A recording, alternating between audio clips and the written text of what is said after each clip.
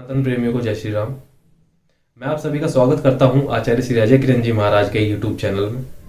और आज आप सभी के समक्ष हम एक वीडियो के माध्यम से विघ्नहर्ता श्री गणेश जी महाराज के प्रिय पर्व सकट चौथ के से संबंधित विषय को लेकर आए हैं, जिसमें आज हम आचार्य श्री के मुखारविंद से जानेंगे कि कैसे गणेश जी महाराज को हम प्रसन्न करें, कैसे उनका पूजन करें, क्या करें और क्या सावधानियां रखें। तो आइए जानते हैं आचार्य श्री से।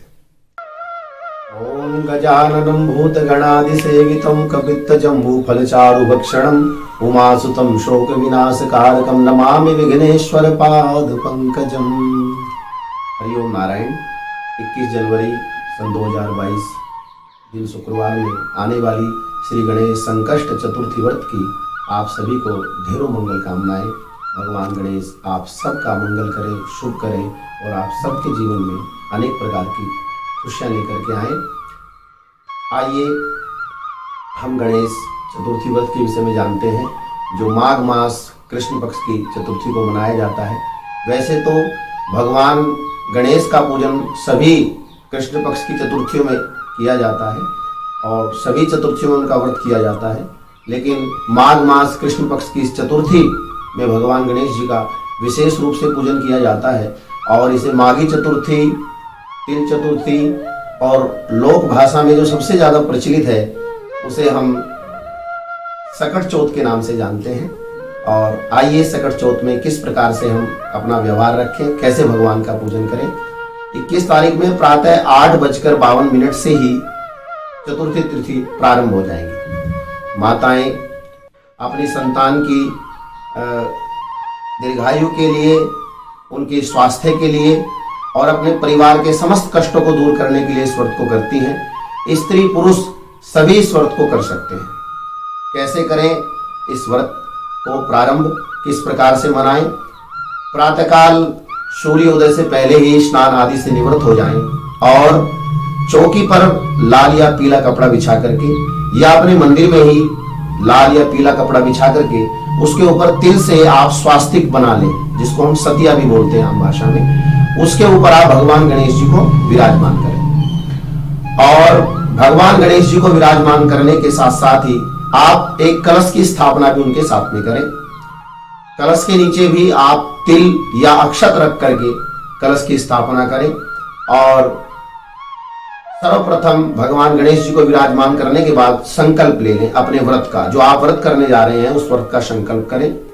उस व्रत संकल्प में आप हिंदी भाषा में भी आप संकल्प कर सकते हैं। अपना जो भी भाव है, संतान की दीर्घायु के लिए, स्वास्थ्य के लिए, उनके अनेक प्रकार के कार्य उनके निर्विघ्न रूप से संपन्न हो, उनके कार्य में जो भी बाधाएं आ रही हो, आपके कार्य में जो बाधाएं आ रही हो, उस सब बाधाओं को भगवान गणेश दूर करें, ऐसा भाव रखते हुए भगवान गणेश जी की प्रीति के लिए, उनकी प्रसन्नता के लिए मैं व्रत करता हूँ या करती हूँ, ऐसा कहकर के आप भगवान जी के चरणों में जल, अक्षत, पुष्प आदि और दुर्वा विशेष रूप से रखें, वो भगवान के चरणों में अर्पित करें। उसके बाद भगवान जी को स्नान करा करके उनको गंध, अक्षत, पुष्प, धूप, दीप, नैवेद्य आदि से भगवान का पूजन करें और शकरगंध भगवान को इस दिन जरूर चढ़ाएं। शकरगंध का भी भगवान को भोग लगाएं। कहते हैं कि इस दिन भगवान का पूजन अर्चन करने से आपके समस्त संकट दूर होते हैं। इसीलिए इस चौथ का नाम संकष्ट चतुर्थी व्रत है। आम भाषा में इसीलिए इसको सकट चौथ के नाम से जानते हैं। भगवान इस दिन विशेष प्रसन्न होकर के हमारे जीवन के समस्त कष्टों को, संकष्टों को दूर करने वाले हैं। इसलिए हम इस व्रत को करते हैं, इसलिए हम इस व्रत को पूर्ण रूप से भगवान की प्रसन्नता के लिए मनाते हैं और इसीलिए सभी चतुर्थियों में ये सकट चौथ विशेष प्रचलित कही जाती है। भगवान गणेश जी के मंत्रों का जाप करें। ओम गम गणपते नमः। भगवान के अष्टाक्षर मंत्र है ओम श्री गणेशाय नमः, ओम नमो भगवते गजाननाय, ये भगवान का द्वादशाक्षर मंत्र है। अनेक प्रकार के भगवान के गणेश स्तोत्र हैं, उनका भी हम पाठ कर सकते हैं। ऐसा करने से हमारी अभिष्ट की सिद्धि भगवान गणेश पूर्ण करते हैं। अवश्य ही हमारी मनोकामना पूर्ण होती है। सायंकाल में सूर्यास्त के बाद भगवान गणेश जी का पुनः से पूजन करें। जिस चौकी पर आपने स्थापना की थी, फिर आप जाकर के उसी स्थान पर भगवान गणेश जी का पुनः से सायंकाल में पूजन करें। सायंकाल में भगवान का फिर से गंधाक्षत, पुष्प, धूप, दीप, नैवेद्य में विशेष रूप से जो आज आप तिल के लड्डू बनाते हैं, क्योंकि आज भगवान को गुड़ और तिल के लड्डू का भोग लगाया जाता है, तिलकूट का भोग लगाया जाता है, तो विशेष रूप से भगवान को तिल का भोग लगाएं, तिल अर्पण करें। गुड़ के साथ में लड्डू बना करके या तिलकूट बना करके अर्पण करें। भगवान की आरती उतारें और क्षमा याचना करें प्रभु से। प्रभु, जो भी त्रुटि आपके पूजन में, व्रत में हुई है, आप उसको क्षमा करना। इसके बाद रात्रि में चंद्रमा को अर्घ्य देने के बाद ही आप व्रत का पारणा करें। सहारनपुर जिले में ठीक 9 बजे चंद्रोदय का समय है। जल, दूध और उसमें तिल डाल करके आप चंद्रमा को अर्घ्य प्रदान करें, चंद्रमा का वंदन करें। उनका पूजन करने के बाद फिर आप सबसे पहले प्रसाद, जो आपने लड्डू भगवान को भोग लगाए हैं, वो प्रसाद ग्रहण करने के बाद फिर आप व्रत का पारणा करें। व्रत के पारने में आप शकरकंदी भी खाएं, तिल के लड्डू भी खाएं और उसके साथ साथ आप व्रत का पारणा करें। आज के दिन में विशेष लाभ लेने के लिए, विशेष फल की प्राप्ति के लिए आप शकरकंद और तिल के लड्डू का दान करें। भगवान गणेश विवेक के देवता हैं। अनेक प्रकार की बुद्धिमत्ता होने के बाद भी, बहुत ज्ञान होने के बाद भी, अगर विवेकहीन व्यक्ति है, विवेक उसके पास में नहीं है, तो वो किसी प्रकार के कार्य में सफल नहीं हो सकता। भगवान गणेश आज विवेक की प्राप्ति कराते हैं, तो आप विवेक की प्राप्ति के लिए तिल के लड्डू का दान कर सकते हैं, शकरकंदी का दान कर सकते हैं। भगवान गणेश आज सब प्रकार की मनोकामनाएं पूर्ण करने वाले हैं। यदि किसी प्रकार के कर्ज में कोई दबा है, तो आज भगवान गणेश का कर्ज से मुक्ति प्राप्त करने के लिए उनका पूजन कर सकते हैं।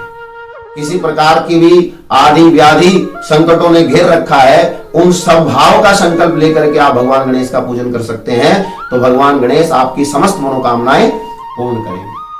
अगले दिन आप जो जल कलश आपने रखा था, उस जल कलश से अपने घर में छींटा करके उस जल कलश का विसर्जन करेंगे, और जो पुष्प आदि भगवान को आपने अर्पित किए थे और जो तिल का सतिया बनाया था, उसको आप किसी वृक्ष के मूल में या जल आदि में प्रवाहित कर देंगे। विशेष रूप से क्या सावधानियां रखनी है, क्या करने से हानि हो सकती है? भगवान गणेश को तुलसी पत्र न चढ़ाएं, काले नीले वस्त्र पहन करके भगवान गणेश का पूजन न करें, और सोने मस्तक भगवान का पूजन न करें। अपने मस्तक पर तिलक धारण अवश्य करें। इन सभी शुभकामनाओं के साथ में आप सबके घर में भगवान गणेश मंगल करें, आप सबका अभिष्ट सिद्ध करें। बहुत बहुत शुभकामनाएं आपको गणेश चतुर्थी व्रत की, इस सकट चौथ की। हरिओम नारायण। साथियों, इस वीडियो के माध्यम से आपने जाना है गणेश चतुर्थी के विषय में। तो ऐसे ही विभिन्न त्योहारों और धार्मिक प्रसंगों से संबंधित जानकारी के लिए आप आचार्य श्री के YouTube चैनल को सब्सक्राइब करें और वीडियो को लाइक करें, शेयर करें। और अगर गणेश चतुर्थी से संबंधित कोई अन्य जानकारी चाहिए तो आप कमेंट कर जरूर बताएं। जय श्री राम।